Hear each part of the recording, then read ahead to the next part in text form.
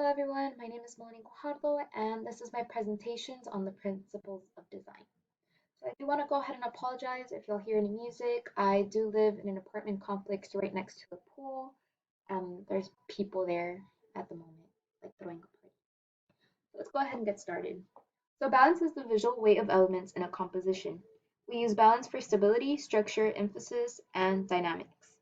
There's three types of balance: symmetrical balance, asymmetrical balance, and radial balance. Radial, sorry. Symmetrical balance has a mirror image balance.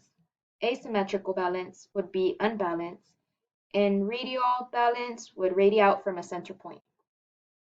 So as you can go ahead and see in the first one, the first picture right here, if I put a line through the middle, it would be equally balanced, so pretty much mirrored. And then if I put a line through the middle here, it would not be even. And then right here, the center point is what attracts our eye. Let's go ahead and go to focal point slash emphasis. Focal point is an area in a composition that has the most significance, and emphasis is an area or object within the artwork that draws attention and becomes a focal point. In the first picture, the pink ball is positioned away from the rest, causing us to focus on it. On the second picture, you can see how the moon went from being the focal point to now making the astronaut the focal point. And then in the third picture, the color contrast draws your attention to the red dot out of all these little gray dots. Okay. Next is contrast. Contrast occurs when two or more visual elements in a design are different. We use it to generate impact, highlight importance, and create visual interest. In the first picture, contrast of size. Oh, well, in the first picture, it's contrast of size. So it adds visual interest.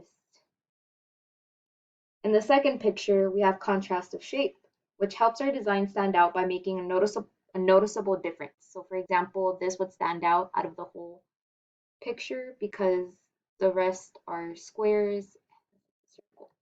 It will bring more attention to an area, which would be the circle. And then in the third picture, contrast of color, which attracts the eye and adds visual interest. The two different colors, it's balancing out well, looks good, it doesn't hurt my eyes. Next would be movement. Movement helps control the viewer's eye when looking at a design piece. So in the first picture, as you can see, the artist made the wave, starts the wave from the left-hand side, and it guides our eyes all the way to the right-hand side. In the middle, the picture, we tend to look at it from all the corners and follow it all the way down to the center. And then in the third picture, we start looking at the picture or the book, or I'm not sure if it's a poster or something. I believe so. We start looking at it from an angle because they're running. So we tend to look at it from the angle they're coming from and then finish off at the angle they're finishing the race at.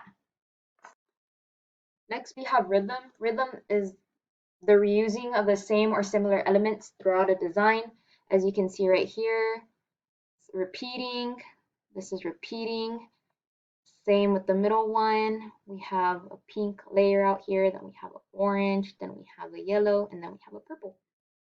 And then of course the last picture, the way it's moving, and then the color scheme. Okay, last one but not least, we have unity. Unity is a nice mixture of all principles of design. It is the group of elements working together to create a greater whole. So pretty much every element, everything in the picture has to come together to make it all work. That's what I understood from this. I really like the first one. It looks really nice. Second one, and the third. Okay, guys, thank you for watching. I hope I've explained things to y'all very well. I hope y'all learned something.